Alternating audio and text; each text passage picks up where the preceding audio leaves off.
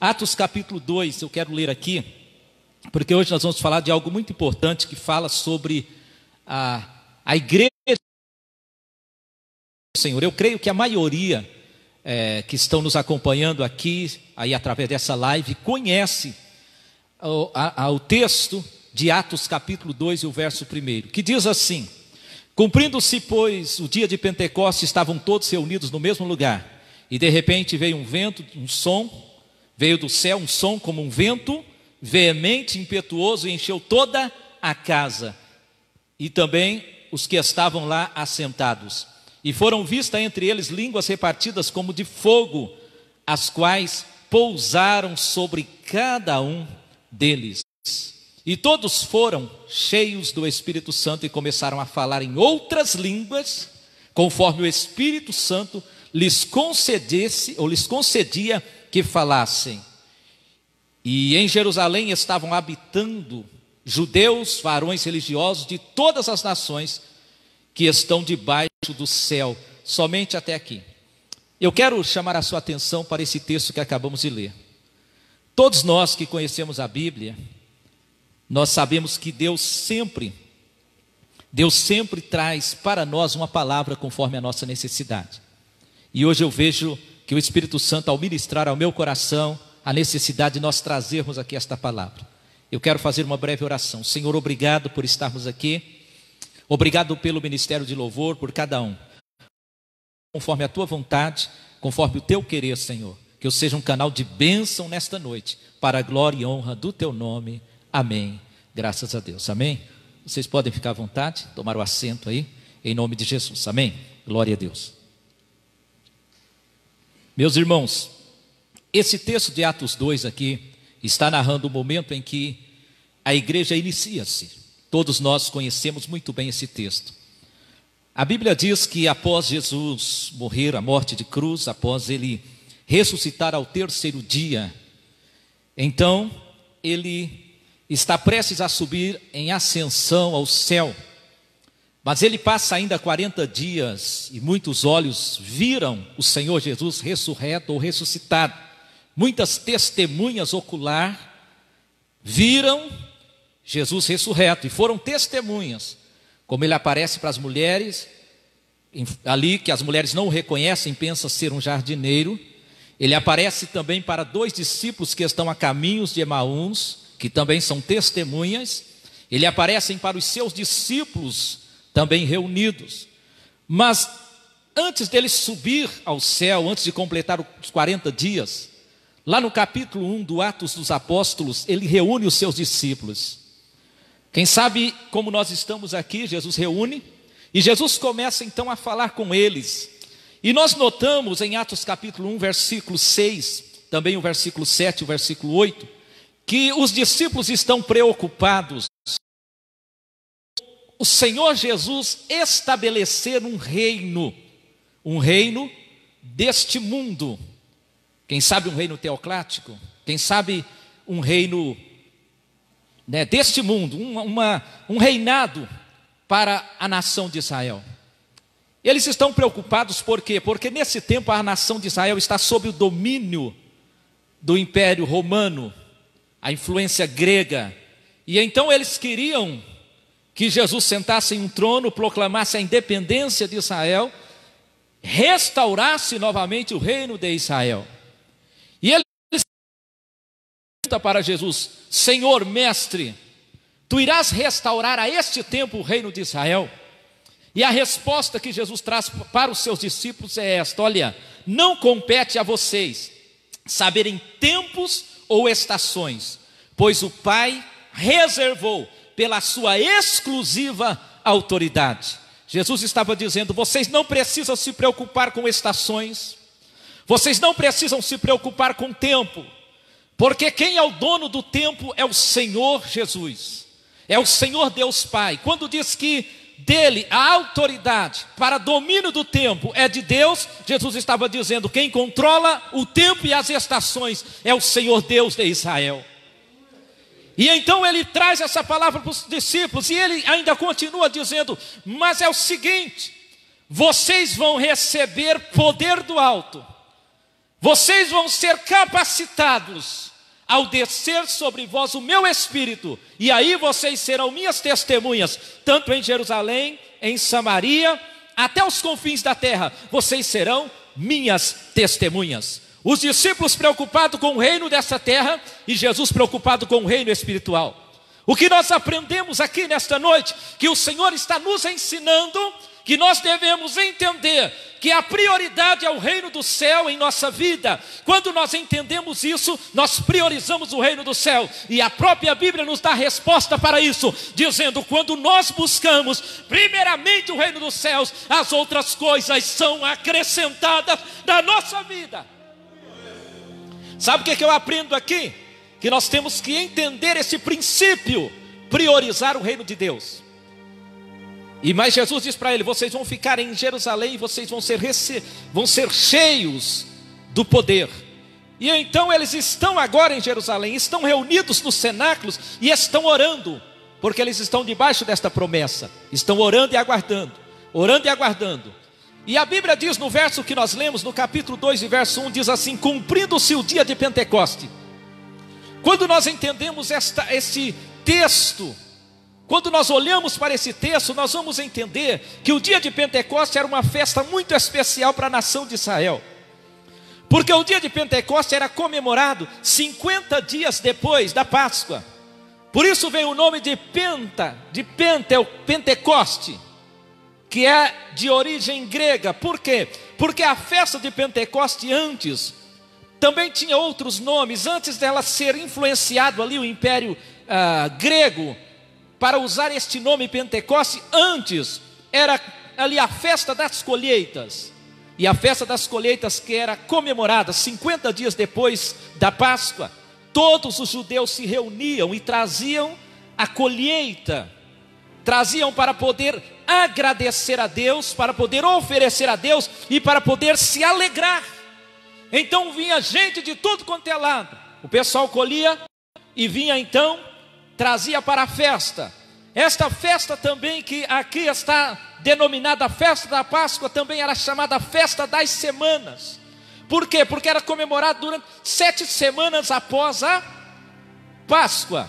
7 semanas comemorava após a Páscoa, 49 dias, e no 50º dia, o dia de Pentecoste, em que todos eles se reuniam para poder se alegrar, para poder festejar. E a Bíblia diz então que eles estão reunidos. Agora veja o que é interessante aqui, irmãos, você que está me assistindo.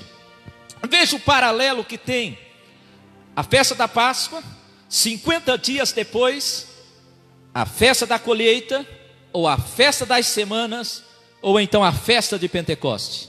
Qual é a semelhança que tem?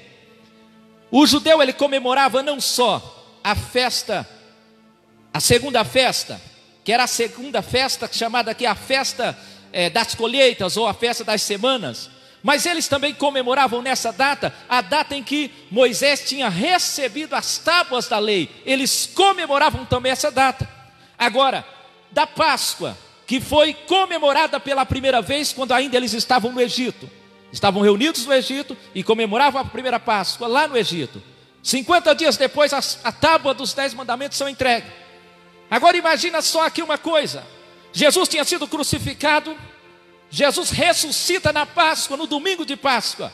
E ele ressuscita, e 50 dias depois de ele passar 40 dias com seus discípulos, completando 40 dias, eles sobem em ascensão, mais 10 dias, dá 50 dias, e eles estão reunidos no dia de Pentecoste. E naquele dia, o Senhor estava ali, preparando para começar também uma grande colheita, porque ali havia muitas almas, tinha vindo pessoas de todos os lados, eles estavam reunidos ali, e como eles estavam reunidos, agora o cenário está preparado, o cenário está pronto, e eles reunidos, e a Bíblia diz que naquele momento, quando cumprindo-se o dia de Pentecostes, no mesmo lugar, e de repente, olha aqui, veio do céu um som como de um vento veemente, impetuoso, e encheu toda a casa. Imagina só. Sabe por que isso aconteceu? Porque os propósitos de Deus estavam sendo estabelecidos naquele dia. Estava nascendo a igreja de Cristo. E esta igreja nasceu no fogo. E esta igreja nasceu sobre o mover do Espírito Santo sobrenatural. Esta igreja nasceu no momento em que precisava, no momento certo, no momento correto, quando todos estavam ali. Sabe o que é que eu aprendo com isso? O Espírito Santo estava me dizendo profética para você que está me assistindo. Há um tempo de Deus sendo trabalhado agora. Neste tempo eu quero profetizar um mover, um vento do Espírito Santo soprando sobre a minha vida e sobre a sua vida. E ao assoprar este vento, ele trará a nós o renovo. Todos reunidos no mesmo lugar. E o vento vem, aproximadamente 120 pessoas estão reunidas. E o Espírito Santo vem e sopra. E sabe o que o Espírito Santo está fazendo aqui? Ele está capacitando a igreja, preparando a igreja para que ela viesse a crescer. Para que ela viesse a marcar aquela geração. Há um novo tempo sendo preparado da parte de Deus para a tua vida, você que está me assistindo. Eu sei que o vento do Espírito Santo que está naquele dia, lá no cenáculo, quando todos eles estavam reunidos naquele lugar, este mesmo vento do Espírito Santo está soprando aqui, aonde nós estamos neste ambiente. Aleluia, quando ele assopra aqui, ele está nos capacitando para um novo tempo que Deus preparou para nós. Se aquele dia, aquele vento assoprava para capacitar, porque o Senhor Jesus tinha dito para eles no verso 1, vocês vão receber poder, ao descer sobre vocês o meu Espírito, e vocês serão minhas testemunhas. O que é ser uma testemunha? Ser uma testemunha de Jesus é falar daquilo que Ele fez, daquilo que Ele faz, e quais os seus propósitos. Ele te escolheu como testemunha, Ele me escolheu como testemunha, Ele escolheu cada um de nós para sermos testemunha viva dEle nesta terra. Ah, pastor Maurício, mas isso faz muito tempo atrás, mais de 2000 anos. O nosso Deus ainda é o mesmo. E todas as vezes que Ele quis novamente reavivar o teu povo, todas as vezes que Ele quis novamente reavivar a igreja do Senhor, Ele prepara épocas para trazer este avivamento. E diante desta pandemia, de tudo que está acontecendo, eu sinto pelo Espírito Santo que haverá um avivamento tão tremendo, não só na nação brasileira, mas no mundo haverá este avivamento. Porque este avivamento é necessário. Antes do arrebatamento da igreja, Jesus vai trazer este avivamento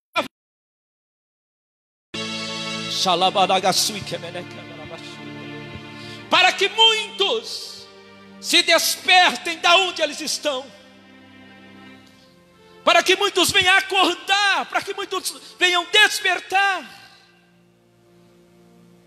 E eu creio que esse tempo o Senhor preparou para nós, porque sempre, irmãos, se nós olharmos na história do avivamento, observe que sempre quando o Senhor trouxe o avivamento novamente, foram épocas complicadas e difíceis.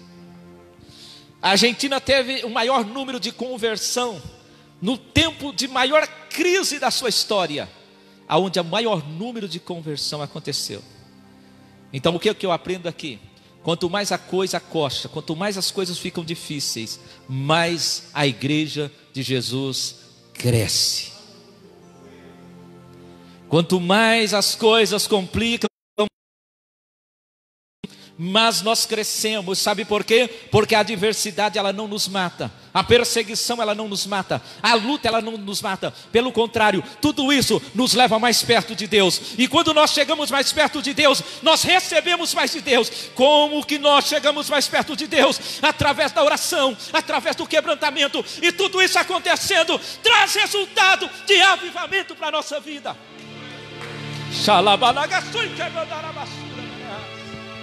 Traz avivamento para a nossa vida. Isso aconteceu em toda a história, isso aconteceu em todo o tempo. E lá eles estavam buscando. Eu imagino agora Pedro lá no meio daquele 120, clamando de joelho, quem sabe dizendo assim: Senhor, envia Jesus. Quem sabe os outros lá, dizendo: Jesus, envia as promessas, Jesus. Quem sabe Pedro lembrou do encontro, do reencontro que ele teve com Jesus, quando Jesus disse para ele: Pedro, tu me amas. Quem sabe naquele dia ele estava orando, dizendo: Senhor, como eu disse, tu sabes que eu te amo. E quem sabe a voz que ele ouvia ecoava e dizia assim: então apacenta os meus cordeirinhos. E Pedro estava ali buscando a capacitação, porque ele sabia que ele precisaria de poder, que ele precisaria de graça, de unção, de autoridade. Porque, gente, não adianta nós irmos com o nosso natural, se não usarmos a nossa fé, se não formos cheios de Deus. O mundo vence nós, o inferno vence nós, mas se estivermos cheios de Deus, ninguém, nem nada pode parar você. Por isso Jesus falou: vocês vão ficar lá, e quando vocês forem cheios de poder, vocês vão ser minha testemunha. E poder aqui do grego está relacionado a duas coisas, dois tipos de poder: poder miraculoso e poder dínamos, o poder de uma dinamite. E este poder não é apenas de uma dinamite de arrebentar com o inferno e desfazer com as obras do mal, mas o poder está falando aqui da graça maravilhosa de Deus sobre a nossa vida, sobre o respeito, a autoridade em que a igreja teria, não só sobre o inferno e sobre os demônios, mas sobre todas as nações. Alguém teria que reconhecer que a igreja de Cristo é poderosa, que a igreja de Cristo é poderosa. Quando a igreja foi esfriando, sempre houve novo avivamento, sempre houve novo derramar. Houve um momento em que a igreja estava fria, parada, e de repente um homem chamado William Seymour, em 1905, lá em Los Angeles, ele está na rua Azusa, e ele começa a orar e buscar, e lá começa a nascer um grande avivamento que passou-se a chamar Movimento Pentecostal, a qual chacoalhou os Estados Unidos, veio para o Brasil, e o Brasil recebeu este avivamento. Eu sempre digo isso: é necessário ter poder, essa capacitação, e esse vento impetuoso que começa a soprar sobre aqueles 120 homens que estão reunidos no cenáculo, não veio de qualquer parte, veio do céu. Eu aprendo duas coisas aqui. Primeiro, a Bíblia diz que eles estavam juntos. Então todo avivamento e todo propósito de Deus, irmãos, vocês que estão aqui, só começa quando há unidade. Eles tinham o mesmo propósito: Senhor, envia a promessa. O Senhor prometeu que enviaria o Consolador, envia a promessa. Eles estavam com o mesmo propósito. Sabe, quanto mais nós vamos crescer aqui, Newton, Marcos, Henrique, Anderson, Wesley, todos nós que estamos aqui, só vamos crescer quando nós permanecermos em unidade. E a unidade vai trazer o progresso, a força. Mas quando há divisão, o próprio Jesus disse assim: olha, um reino dividido não prospera. Então quando há unidade, o reino cresce. Sabe o que eu aprendo aqui, irmão Edson? Quando há unidade entre nós, a comunhão que nós temos, irmão Edson, nós aqui, essa comunhão traz crescimento para o homem com compromisso, Wesley. Quando nós temos comunhão, andamos na mesma fé, amamos uns aos outros, nós vamos crescer. E vale te lembrar uma coisa: cresce em tudo, em todas as áreas. Eles estavam unidos com um só propósito, no mesmo lugar. A união fala de propósito, o mesmo lugar fala de que não estão em espaços diferentes, estão no mesmo propósito. E outra coisa, tudo que nós buscamos e esperamos, nós temos que saber que vem do alto para a nossa vida. Seja no ministério, seja na nossa vida espiritual, seja no nosso relacionamento, seja no nosso profissional, nós temos que ter esta certeza: tudo é de Deus e tudo vem de Deus. O que eu preciso vem de Deus. Os planos para se completar nessa terra, na minha vida, vem de Deus. E eles reunidos, a Bíblia vai dizer assim, que de repente veio do céu um vento impetuoso e encheu toda a casa. E também dos que estavam assentados. E olha aqui, e o texto bíblico diz que eles começam a olhar e ver entre eles línguas repartidas como de fogo, na cabeça de um. E eles começaram aqui a falar novas línguas. Eles começaram aqui a falar novas línguas. Quando eles começam a falar novas línguas, aqueles que estavam ouvindo ficaram apavorados e disseram: eles estão embriagados. Só que eles não entenderam, porque ali tinha Galileu, que estava falando ali outro idioma de outro país, e outro de outro país falando, porque eles estavam falando língua dos povos, línguas dos anjos, mas língua dos povos. Então as pessoas estavam ali, e a Bíblia diz que na medida em que eles falavam, o evangelho estava sendo anunciado, estava sendo pregado, e eles não entenderam porque Cristo estava sendo anunciado em outro idioma. E olhavam para um galileu e falavam: como pode esse homem falar em grego? Falar grego? Como pode falar latim, italiano? É a mesma coisa de você chegar num país, tem várias nacionalidades, você começa a ver: poxa, aquela pessoa não é dessa nação e está falando esse idioma, e começa a falar, e eles começaram a falar, e ali estavam sendo preparados, evangelizados, e quando eles ficam apavorados, alguns dizem: eles estão embriagados, estão loucos, estão embriagados. Aí Pedro se posiciona e diz: não, eles não estão embriagados a essas horas do dia, não. Pedro está dizendo: sabe o que é isso? É o que foi profetizado pelo profeta Joel, que está lá no capítulo 2, verso 28, dizendo que nos últimos dias derramaria do meu espírito sobre toda a carne.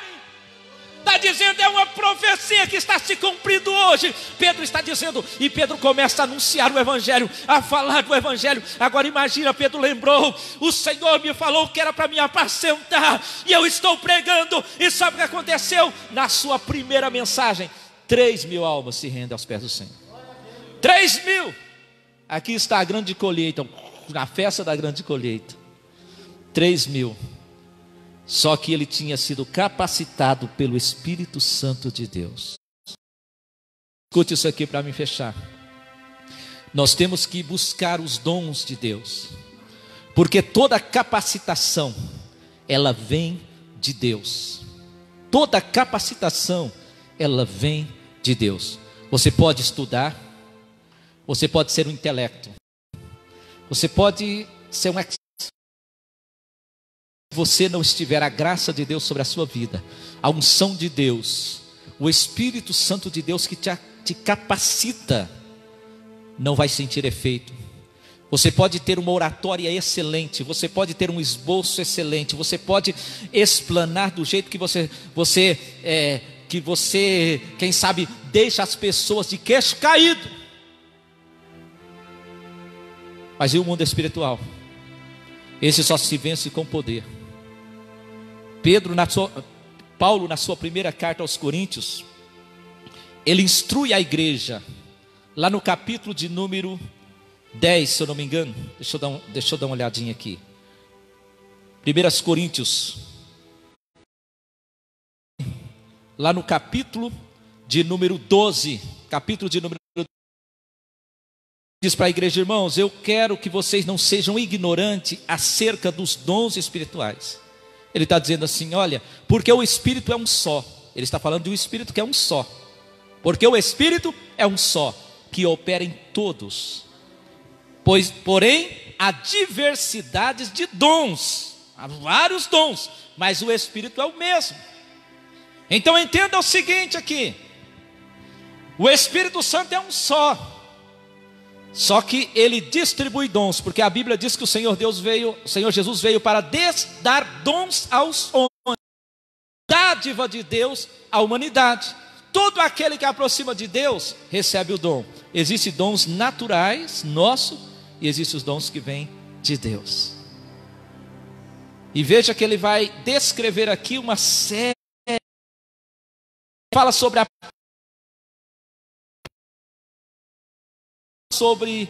a palavra da ciência. Ele fala sobre a fé, que também é um dom de curar, operação de maravilha, dom de profetizar, dom de discernir os espíritos. Ele está falando aqui de uma... Qual o propósito que ele está dizendo aqui? Que todos ali fazem parte de um propósito para a edificação da igreja. Para mim fechar aqui, quando o Senhor manda o Espírito Santo sobre a igreja, o poder de Deus desce do alto sobre a minha vida e sobre a sua vida, sobre a igreja do Senhor, é para capacitar, é para edificar e para enviar. 3 coisas. Edificar, edifica você mesmo. Quando eu recebo o Espírito Santo, eu sou edificado, eu sou capacitado. Edifica a minha vida, me capacita a fazer. E também o Espírito Santo me envia.